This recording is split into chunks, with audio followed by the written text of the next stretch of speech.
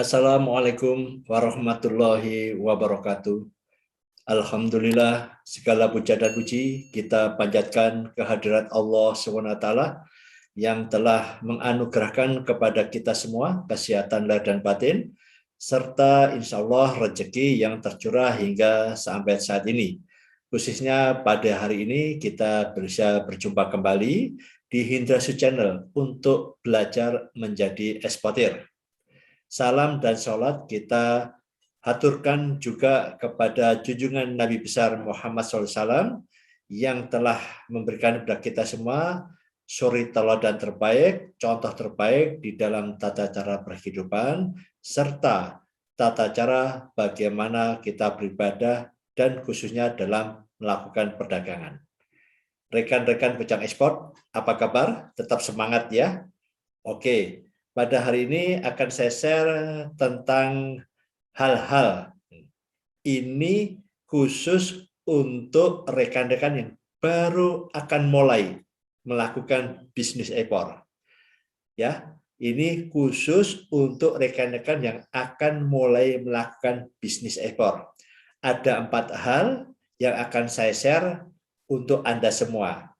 Hal apa saja? Hal yang terkait dengan jangan tergesa-gesa. Nah, ada beberapa yang kita amati ketika mulai melakukan bisnis ekspor, ternyata ada beberapa hal yang menurut saya itu rekan-rekan tergesa-gesa. Nah, apa saja itu akan saya share tentang materi tersebut. Ya, di dalam materi ini saya akan membahas tentang jangan tergesa-gesa dalam 4 hal ketika mulai bisnis ekspor. Nah, apa saja 4 hal itu? Kita perhatikan di sini ya. 1. Jangan tergesa-gesa cari pembeli luar negeri. Nah, ini sering saya amati ya. Karena kemudahan teknologi, internet, jadi memang mencari buyer di luar negeri itu mudah. Nah, banyak teman-teman ini melakukan apa? Mencari pembeli. Kira-kira di luar negeri itu apa yang dibutuhkan. Jadi mereka sibuk mencari pembeli dulu. Bahkan sudah berani mempromosikan. Nah, begitu dipromosikan, kemudian mendapatkan inquiry dari calon buyer, ternyata belum siap melakukan komunikasi bisnis. Nah, ini ya. Ini jadi Anda jangan tergesa-gesa cara cari pembeli di luar negeri. Karena apa? Karena mencari pembeli ini di luar negeri mudah sekali, mudah sekali.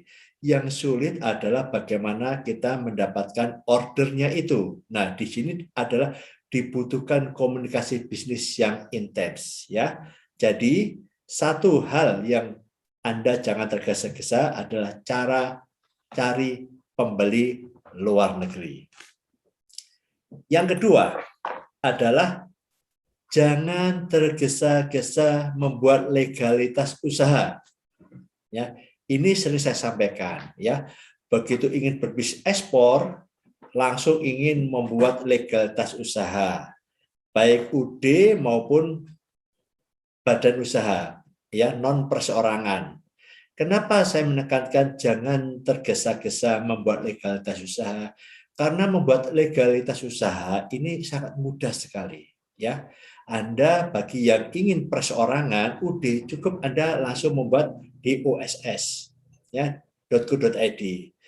Bagi Anda yang mempunyai budget untuk membuat CV ataupun PT, Anda bisa mendatangi notaris untuk membuat akta perusahaan dan kemudian Anda atau notaris akan membuatkan juga NIB. Nah, di sini sangat mudah sekali.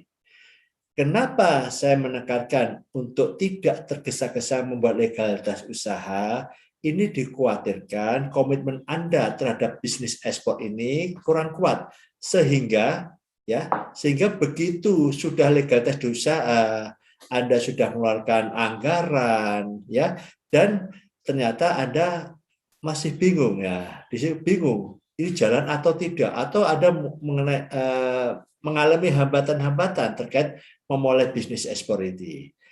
Jadi membuat legal usaha itu NIB itu mudah, tapi ada konsekuensinya. Begitu Anda membuat NIB, tentu ada terkait dengan yang namanya NPWP, perpajakan Anda harus siap. Kalau perorangan berarti perpajakan pribadi. Tetapi kalau berbadan hukum berarti Anda ada perpajakan terkait dengan badan usaha Anda dan pribadi terkait dengan penghasilan Anda.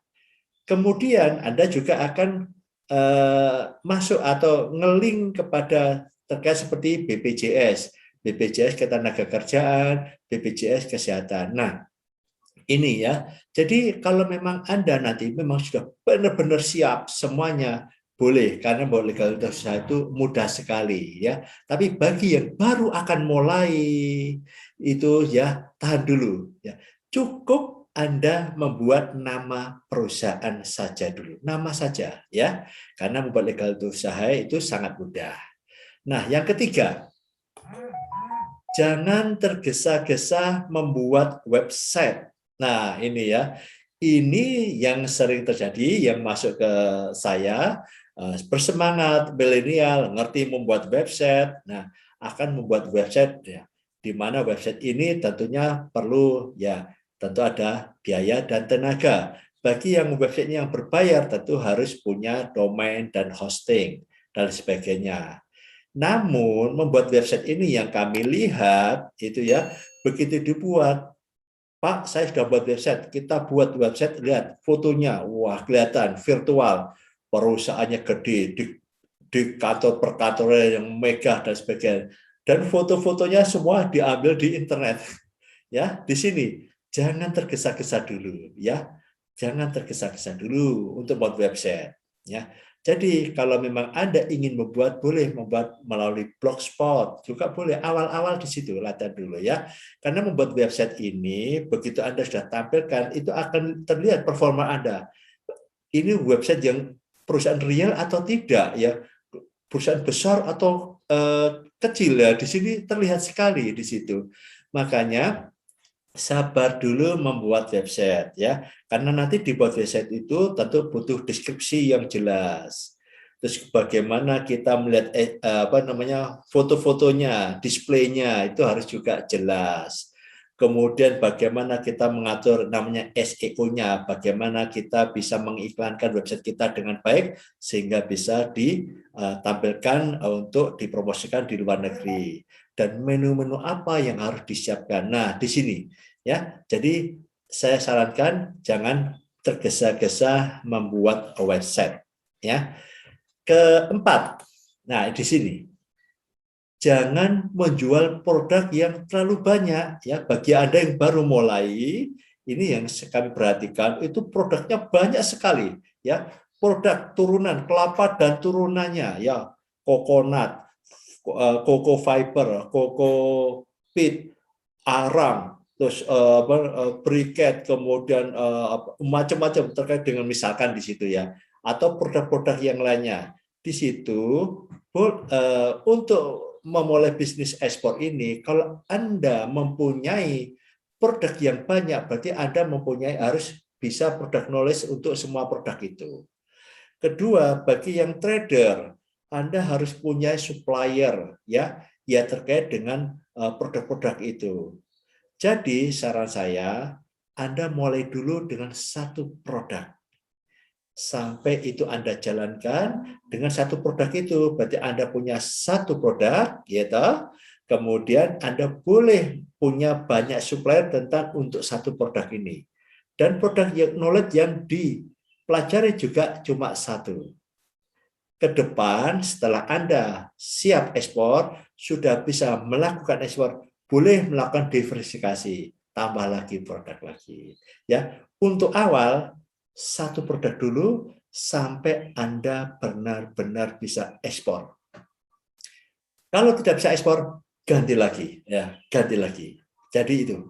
Jadi baru itu ada lakukan. Jadi jangan terlalu banyak produk, ya. Nah, ini hal-hal ini yang harus Anda pahami agar Anda nanti tidak capek di dalam memulai bisnis ekspor. Yuk berjalan ya tanpa modal dulu ya. kita perkenalkan dulu tentang mencari product knowledge dulu ya. Bagaimana kita pelajari product knowledge, Anda menentukan produknya, kemudian Anda mulai cari supplier ya. Setelah komplit baru Anda siapkan semua. Jadi dalam 2-3 bulan ini Anda sudah semangat, Anda bisa melakukan bisnis ekspor dan Anda boleh membuat legalitas, membuat website ya dan lain sebagainya. Nah, ini ya. Jadi walaupun ini investasinya sangat kecil, tapi yang namanya pedagang, kalau bisa kita mulai dulu yang investasi yang terkecil, ya, tapi mempunyai nilai yang sangat besar.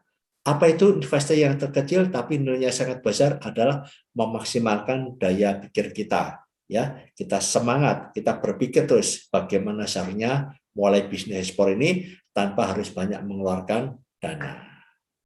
Demikian sedikit share terkait dengan seri jangan tergesa-gesa untuk 4 hal ya di dalam bisnis ekspor. Semoga yang sedikit ini Anda bisa mengambil manfaatnya dan Anda bisa bersemangat tetap menjalankan bisnis ekspor.